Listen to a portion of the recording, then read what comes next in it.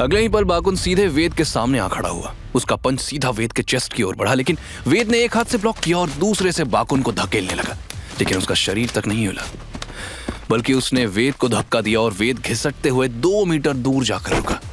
अरे भागो रे, ऐसी फाइट को पास से देखना मतलब अपनी मौत को बुलाना।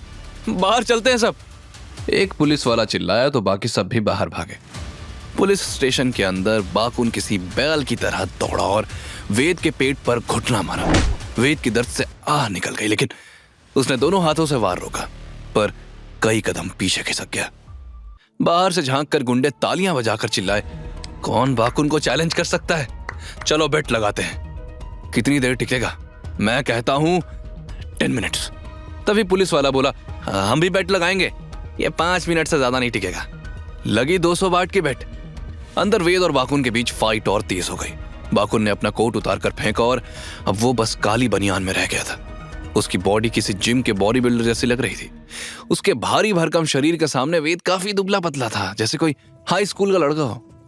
बाकुन ने एल्बो अटैक करने के लिए हाथ उठाया, लेकिन वेद झटके से उसके नीचे से सरक गया और पैर से दरवाजा धक्का देकर बंद कर दिया। बाहर लोग घबरा कर दौड़े। काले बालों वाला आदमी दरवाजा खोलने ही वाला था कि दुबले कांस्टेबल ने रोक लिया। मरना चाहता है क्या? दूर खड़ा रहे, वैसे मजा आएगा। भागने की भी जगह नहीं बची। बाकुन यहीं उसे पीट पीट कर मार डालेगा, एक पुलिस वाला बोला। पर अफसोस हम देख नहीं पाएंगे। तब दुबले कांस्टेबल ने कहा, अरे सीसीटीवी है ना? अंदर बाकुन पसीना पोंछते हुए बोला, आज तू सुनेगा कि इंडियन की खोपड़ी मेरे लोहे जैसे बाजुओं से कैसे टूटती है। वेद ने अपनी कलाई घुमाई, सख्त लहजे में बोला, मेरे देश की और देशवासियों की बहुत बेइज्जती की तूने। आज अगर 3 पंचेस में तुझे गिराया नहीं तो मैं तुझे जिंदा छोड़ दूंगा, सुना? बाकुन चौंका, फिर ठहाका लगाकर बोला, पागल है तू। यह कहकर वो सीधा वेद की तरफ झपटा, लेकिन वेद अचानक पीछे झुका और उसी वक्त उसका पंच बाकुन की पसलियों पर धंस गया और फिर तेज दर्द उसके पूरे शरीर में फैल गया। वो लड़खड़ाता हुआ पीछे हट गया और हैरानी से वेद को देखने लगा।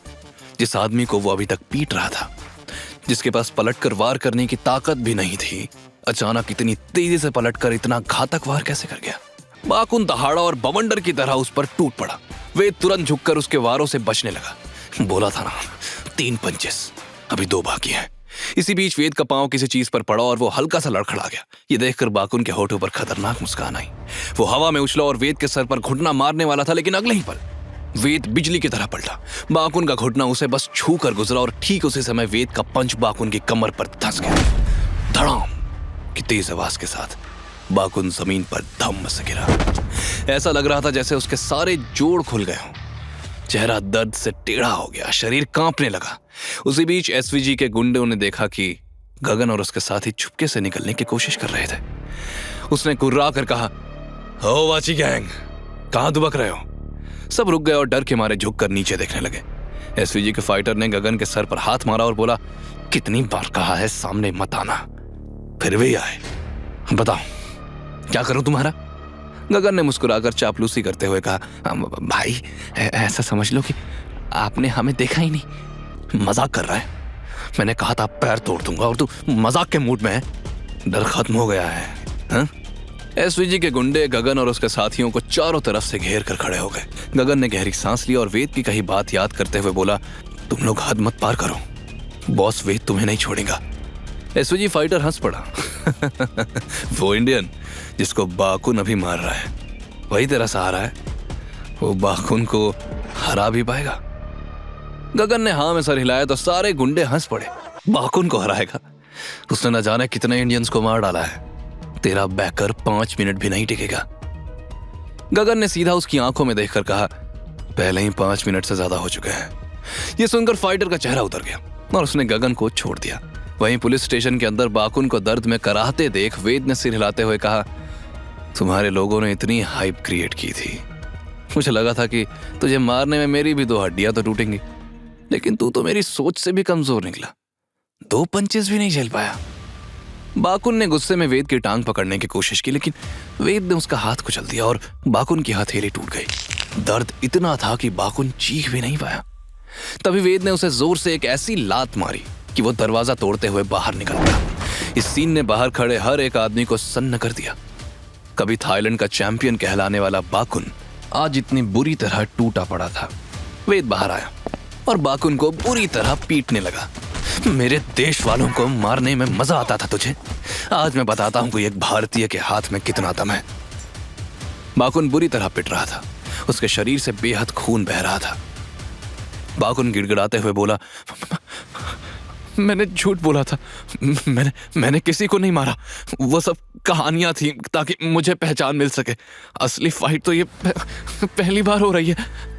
तुम जीत गए, मुझे छोड़ दो बस। ये सुनकर सबके मुंह खुले के खुले रह गए।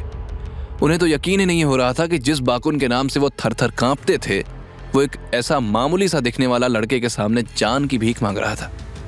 बाकुन ने कितने फाइटर से लड़ाई की है ये सबको पता था, लेकिन अब उसकी हालत देखकर साफ लग रहा था कि उसकी इमेज बस एक दिखावा थी। वेद ने उसकी आंखों में देखते हुए कहा, जिंदा रहना चाहता है? ये सुनते ही बाकुन ने झटपट सिर हिलाया और बोला, हाँ, मैं जिंदा रहना चाहता हूँ। मेरे पास बहुत प्रॉपर्टी है, मैं अपनी जान बचाने के लिए सब पैसा देने को तैयार हूँ, मुझे अभी नहीं मरना है। वेद ने हंसते हुए पूछा, पैसे से अपनी जान खरीदना चाहता है? कितना पैसा है तेरे पास और तेरी जान की कीमत कितनी है बता। बाकुन तुरंत बोल पड़ा, मेरे पास 12 विलास है, 6 लिस्टेड कंपनीज है और $500 मिलियन इंटरनेशनल बैंकों में जमा है। वेद की आंखें हैरानी से चौड़ी हो गई। वो सोच रहा था कि बाकुन बस एक गुंडा है, लेकिन क्या इसके पास इतने पैसे होंगे? $500 मिलियन यानी लगभग 4 अरब। इतना पैसा तो इंडिया में भी किसी बड़े बिजनेसमैन के पास होता है। एक पल को तो वो हैरान हुआ, लेकिन फिर सस्पिशियस होकर बोला, इतना बड़ा झूठ? अब भी मुझे बेवकूफ बनाने का सोच रहा है। फिर वेद ने अपनी जेब से सिल्वर नीडल्स बाहर निकाली और उसके पास नीचे बैठ गया। फिर एक्यूपंक्चर करना शुरू कर दिया। मुझे पैसे का लालच देकर बेवकूफ बनाएगा, या फिर तो ये समझता है कि मैं पुलिस स्टेशन में तुझे मारने की हिम्मत नहीं रखता। बाकुन अब भी हिल नहीं पा रहा था। वो बस लेटे लेटे दर्द से चिल्लाने लगा, नहीं, ऐसा मत करो, मैं सच कह रहा हूं, मैं झूठ नहीं बोल रहा। मैं अभी कॉल करता हूं, बैंक से पैसा ट्रांसफर करवा दूंगा। वेद ने उसकी बात सुनी, लेकिन हाथ नहीं रोका और फिर उसका टूटा हुआ हाथ उठाया और वापस जोड़ दिया। हाथ की हड्डी बस डिसलोकेट हुई थी।